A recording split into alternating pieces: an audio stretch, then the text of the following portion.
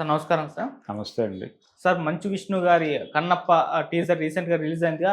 మంచి వ్యూస్‌తో అయితే దూసుకుపోతుంది సార్ యూట్యూబ్‌లో. 30,000,000 వ్యూస్ వచ్చాయని చెప్పేసి వాళ్ళే అఫీషియల్‌గా అనౌన్స్‌మెంట్ చేశారు.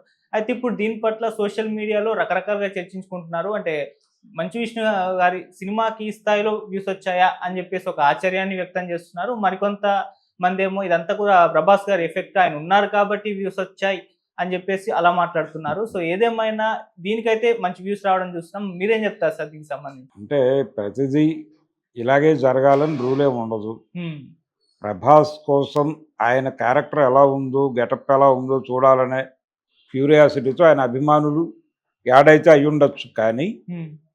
అసలు 'కన్నప్పలో' వీళ్ళు ఎక్కడ ఏం చేశారు, ఎలా ఉంటుంది అనేది తెలుసుకోవడం కోసం క్యూరియాసిటీతో చాలామంది చూసుంటారు. అంటే 'మంచు విష్ణు' పెర్ఫార్మెన్స్ ఎలా ఉందో చూడటానికి, అలాగే ఇతర యాంబియన్స్ ఎలా ఉన్నాయి, ఏ ఆర్టిస్టులున్నారు, అసలు వీళ్ళు ఏం చెప్పబోతున్నారు ఈ సినిమా నుంచి అనేది తెలుసుకునే క్యూరియాసిటీ ఖచ్చితంగా ఉంటుంది కదా! హ్మ్. ఎందుకంటే 'కన్నప్ప' అనేటువంటి ఒక సినిమా ఆల్రెడీ ఒక సక్సెస్‌ఫుల్ మూవీ ఒకటుందిక్కడ తెలుగు సమాజంలో. హ్మ్. కృష్ణంరాజు గారు నటించినటువంటి ఆయన కెరియర్‌లో ప్రెస్టీజియస్ మూవీ అది. అంటే కృష్ణ గారి జీవితంలో అల్లూరి సీతారామరాజు ఎలాగో నా జీవితంలో భక్త కన్నప్ప అలాగా అని ఆయనే చెప్పుకున్నాడు. సో అలాంటి ఒక క్యూరియాసిటీ ఇప్పుడు జనరల్గా ఒకానొక దశలో ఈ ఈ టీజర్లు, గ్లింప్సెస్, ట్రైలర్సు ఇవి లేని రోజుల్లో సినిమా థియేటర్లలో రాబోయే చిత్రాల ట్రైలర్స్ వేసేవాడు. ఒక చెత్త సినిమా ఆడుతున్న థియేటరు, ఫ్లాప్ సినిమా ఆడుతున్న థియేటర్‌కి కూడా ట్రైలర్ చూడటానికి జనాలు వెళ్ళేవాళ్ళు. హ్మ్. అంటే డిస్ట్రిబ్యూటర్లకి థియేటర్లు చీలిపోయి ఉండేవి. ఆ డిస్ట్రిబ్యూటర్ సినిమాలు ఆడుతున్నటువంటి థియేటర్‌లో మాత్రమే ఆ ట్రైలర్ ఏస్తారు. ఆ థియేటర్‌లో ఫ్లాప్ సినిమా ఆడుతున్నా గానీ, ఆ ట్రైలర్ చూడటానికి టికెట్ కొనుక్కొని లోపలికెళ్ళి, ఇంటర్వెల్‌లో ఆ ట్రైలర్స్ చూసిన తర్వాత బయటకొచ్చేసేవాళ్ళు జనాలు. ఆ సినిమాకి టికెట్‌లెళ్ళేవి. ఇలా ట్రైలర్‌లతో హిట్లు కొట్టిన సినిమాలు కూడా ఉన్నాయి చరిత్రలో. ఎందుకు ఆ సినిమా మీద ప్రేమతో కాదు. ఆ ట్రైలర్‌లో ఏముందో తెలుసుకోవటం. అది క్యూరియాసిటీ.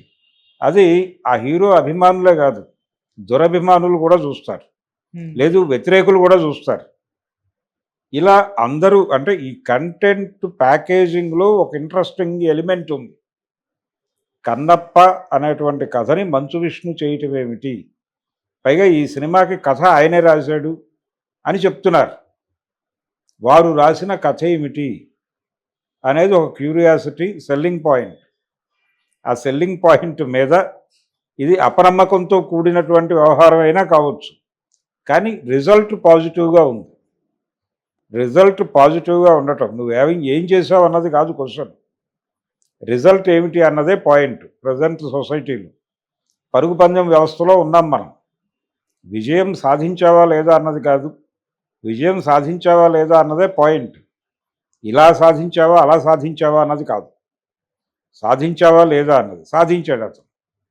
ఇన్ని వ్యూస్ సంపాదించగలిగాడు. దానిలో రకరకాల ఎలిమెంట్స్ ఉంటాయి. ఆ రకరకాల ఎలిమెంట్స్‌లో ప్రభాస్ అభిమానులు షేర్ కూడా ఉంటుంది. ప్రభాస్ అభిమానుల వలనే ఇదొచ్చిందని నేనైతే అనుకోను. హ్మ్. అది ఒక యాడెడ్. అసలు ఈ సినిమా ఏమిటో చూద్దామనే క్యూరియాసిటీతో పాత కన్నప్ప అభిమానులు, అలాగే రాజ్‌కుమార్ గారి కాళహస్తీశ్వర మహత్యం అభిమానులు కూడా చూసుండొచ్చు దీన్ని. Verification program. ఓకే. ఈ వెరిఫికేషన్ క్యాంపెయిన్‌లో భాగంగా అది రైజ్ అయింది. ఈ రైజ్ మీద సినిమాని నిలబెట్టాలనే ప్రయత్నం వీళ్ళు చేస్తున్నారు. ఫైనల్ అవుట్‌పుట్ బయటకొచ్చిన తర్వాత మొదటి విడత చూసిన ప్రేక్షకులు ఆ సినిమాని వారి వారి సామాజిక మాధ్యమాల్లో వారిదైన కోణంలో చీల్చి చెండాడతారు. ఈ రిజల్ట్ చూసిన తర్వాత తిరిగి సినిమాకి జనం ఎడతారా అన్నది కీలక ప్రశ్న. ఓకే. అప్పుడు నిలబడితే అది నిలబడదు సినిమా. హ్మ్. అంతే తప్ప ఈ ట్రైలర్‌కో లేకపోతే టీజర్‌కో, గ్లింప్స్‌కో ఇది ఇంటర్నెట్‌లో, యూట్యూబ్‌లో వచ్చిన వ్యూస్ ఆధారంగా సినిమా విజయాన్ని కాలిక్యులేట్ చేసేటువంటి పరిస్థితి అయితే కష్టం. ఓకే. అందుకని దీన్ని దానికి ప్రమాణంగా తీసుకోనక్కర్లేదు. హ్మ్. దీని విజయంగానే చూద్దాం. దీని విజయంతో రెండోది ఈ విజయంలో కేవలం ప్రభాస్ అనే మాట కూడా అంగీకరించదగినది కాదు. అనేక అంశాలు మిళితమై ఉన్నాయి అక్కడ. ఈ సినిమాలో అంటే ఆ సినిమా మీద తీవ్రమైనటువంటి రకరకాల కామెంట్స్ నడుస్తున్నాయి. అంటే ఇందులో రకరకాల యుద్ధాలు ఇవన్నీ చూపిస్తున్నారు. నిజంగా నల్లమల్లో ఆ రోజున అంతమంది అలా యుద్ధాలు చేసుకునే పరిస్థితి ఉందా అని కూడా మాట్లాడుతున్నారు. అలాగే అది న్యూజిలాండ్లానే అర్థమవుతోంది, నల్లమల్ల కాదు అంటే వీళ్ళొక సమాధానం చెప్పారు. పర్యావరణం దెబ్బతినడానికి ముందు నల్లమల్ల అలాగే ఉండేది అని చెప్పారు. అలాగే ఉండేదని మీరు ఎలా చెప్తారు, మీరు చూసొచ్చారా అని కౌంటర్ ఆర్గ్యుమెంట్.